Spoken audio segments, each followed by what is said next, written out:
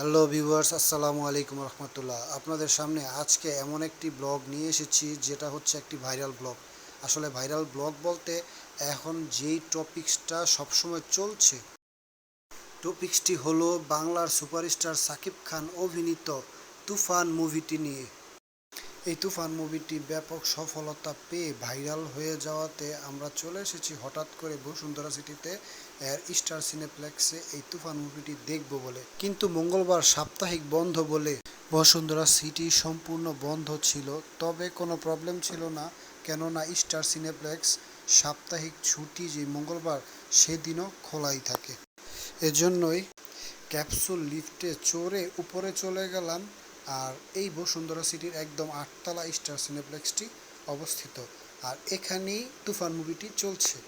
Capsule lift দিয়ে উঠতে উঠতে আপনাদেরকে একটু বসুন্ধরা সিটির চারিপাশটা একটু দেখাচ্ছি। বন্ধের দিনে বসুন্ধরা সিটিটা কত সুন্দর লাগে। অতঃপর বসুন্ধরা সিটির 8তলায় চলে এসে পড়লাম তুফান মুভিটি দেখতে।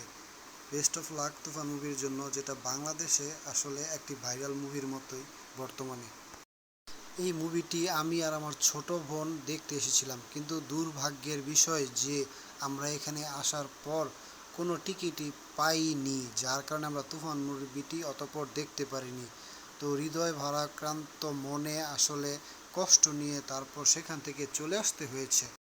আরেকটু ক্লিয়ার করে বলতে গেলে আসলে এই তুফান মুভিটি দেখার জন্য স্টার সিনেপ্লেক্সে আপনার রেগুলার টিকিট 400, প্রিমিয়াম হচ্ছে 450, আর ভিআইপি হচ্ছে 600, আর ভিভিআইপি হচ্ছে 850। একমাত্র 850 টাকার টিকিটই খালি ছিল। সর্বশেষ আপনাদেরকে একটি গুরুত্বপূর্ণ কথা বলছি, দেখুন ভিভিআইপি 850 টাকা টিকিট দিয়ে আমাদের মতো মধ্যবিত্তের এমন তুফান মুভিটা দেখা আসলে বড়ই দুঃখসহ্য বা কষ্টসাধ্য।